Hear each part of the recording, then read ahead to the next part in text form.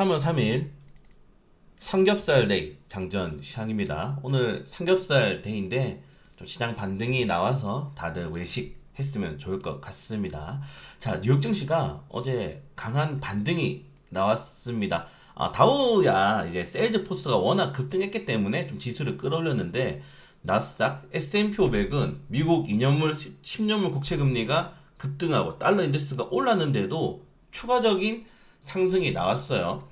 자, 오르면 안 되는 지표들이 마구 나왔는데 증시가 올랐다 이 말입니다. 그래서 가장 근접적인 말은 오늘 새벽 브리핑에 올려드렸지만은 이 변절자 라펠 보스틱 연은 총재가 이번 이 3월달에 0.25% 기준금리 인상을 지지하고 내년 여름쯤에는 금리가 인하될 가능성이 높다. 금리 인하 가능성 발언이 나와서 시장이 좀 떨어졌다라고 포장을 한번 해보도록 하겠습니다. 자, 우선 지금 최근에 이 패드워치 가장 요새 많이 보는 지표죠. 사람들이 5% 이상은 그냥 고정이에요. 이제 5%는 될 거다. 이렇게 계속 바뀌네요.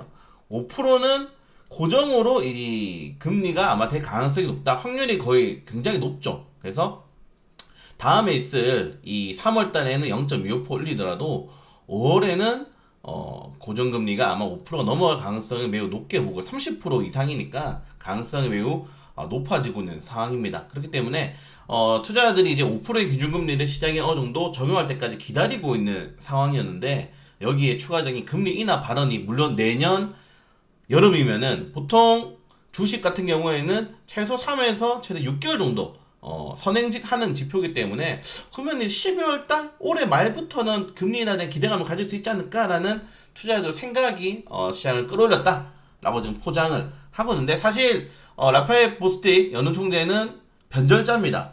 매파적인 인사가 아니고 원래 비둘기파였어요. 근데 매파적인 인사 눈이 약간 째지면서 이게 변했죠. 예, 매파적인 인사로 변절됐는데 저는 이 연준 인사들의 이런 정책 성향이 결론적으로는 파월 연준 의장이 따라갈 수밖에 없지 않나. 그래도 대장이 하라는 대로 해야죠. 그래서 제가 이런 발언들 속에 본인의 이런 그런 것들 숨기고 말하지 않았냐라고 좀 말씀을 드리고 싶고요.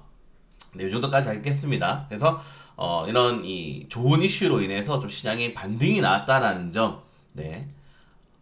이거 아니면은 오늘 시장에 오는 거를 딱히 설명할 방법이 없습니다. 네, 시장이 오늘 왜 올랐는지 방법이 없어요. 우리가 흔히 주식을 여러분들 처음 배울 때 맨날 나오는 게 있잖아요. 이 증시와 상반되는 지표들. 국채금리가 오늘 10년물 국채금리가 그냥 4%대로 마감을 했습니다. 네. 그래서 2년물 국채금리는 이쪽에서 5% 올라가요. 자, 말이 안 되죠. 이 장단기 금리가 역전된 지 거의 1년이 다 돼가고 있는 상황인데 대체 경제도는 언제 오냐? 보통 장단기 국채금리가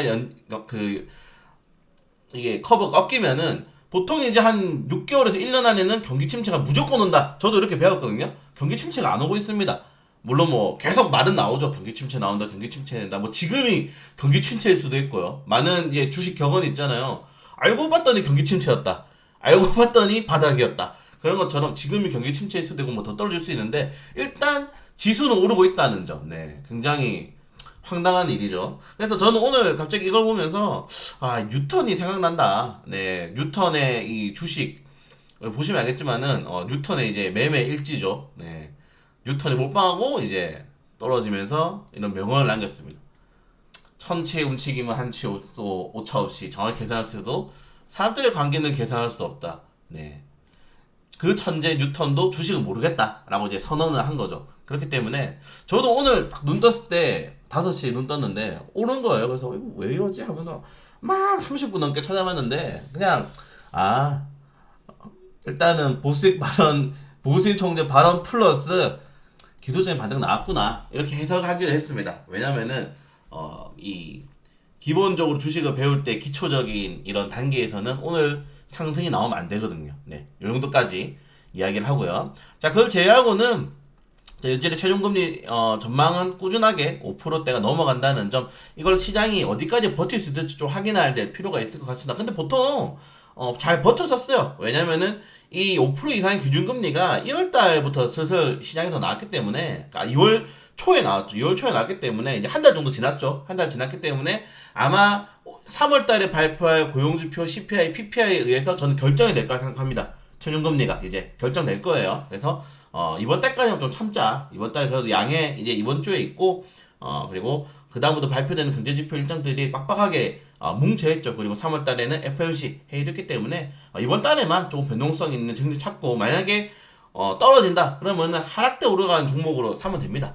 그리고 올라간다 그러면 이제 올라갈 때 사는 종목으로 가면 되는 거예요. 그래서 스윙즈로 모아간다고 이제 말씀드렸지만은 이번 달까지는 지켜봐야 된다. 이번 달 이후에는 증시 방향성이 나올 가능성이 매우 높다. 다시 말씀을 좀 드리고 싶고 최근에 뭐 테마주들의 엄청난 랠리세가 이어지고 있죠. 지금 보시면 폐배터리 관련 테마주들, 우주개발 관련 테마주들, 뭐 K칩스법, 인공지능, 애플페이, 뭐 메타버스, STO, 증권형 토큰, 그러니까 테마 장세예요. 제가 장중 브리핑에 최근에 8가지 테마가 초강세고 그중에 우린 5가지 테마를 집중적으로 공략하자라고 말씀을 드리고 있죠. 2차전지, 폐배터리, 전기차 인프라, 전기차 관련된 업종들, 그리고 메타버스 뭐가 있습니까? 네. 하드웨어가 있고 소프트웨어가 있죠. 엑셀 기기라든가 아니면 시스템 저기 소프트웨어가 있고 그리고 이 뭡니까 이거 그 STO 관련 테마주들 뭐 이런 테마주들이 있는데 그리고 챗봇이죠. 챗봇 관련 테마주가 있는데 최근에는 이 세 가지 테마가 가장 강력하고 그 플러스가 되는 게 이제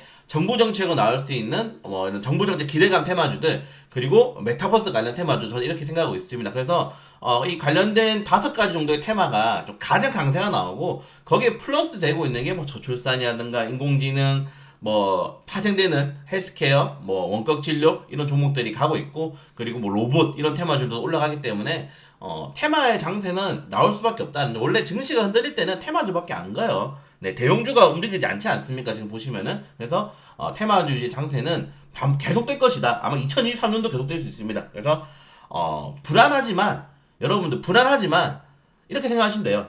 하이리스크 하이리턴이잖아요. 보통 우리가 그리고 개인 투자자들은 보통 테마주를 좋아하죠. 네, 그 대신에 너무 욕심 부리지 말자. 이 정도까지만 말씀을 좀 드리고 싶습니다. 네, 그래서 오늘 뭐 달러 인덱스도 오르고 국채금리도 오르고 그래서 모르겠어요. 네, 오늘 국내 증시는 아마 반등이 나올 것 같습니다. 네, 반등이 나올 것 같긴 하지만 뭐 그렇게 큰 기대감을 가지고보다는 이제 양행을 앞두고 있으니까 어제 반등이 나왔던 철강, 뭐 석유화학, 리오프닝 관련 테마 어제 항공 테마주도 많이 올랐거든요. 리오프닝 관련 테마주 위주로 좀 집중을 해보는 게 좋을 것 같고 그리고 뱅크 오브 아메리카가 다우 이론과 미국 증시 약세 신호는 보통 비슷한데 지금 지수가 디커플링이 심화되고 있다. 이 다우 이론에 어긋나면은 지수가 떨어진다라고 이야기를 하고 있는데 다우 이론이 진짜 간단합니다.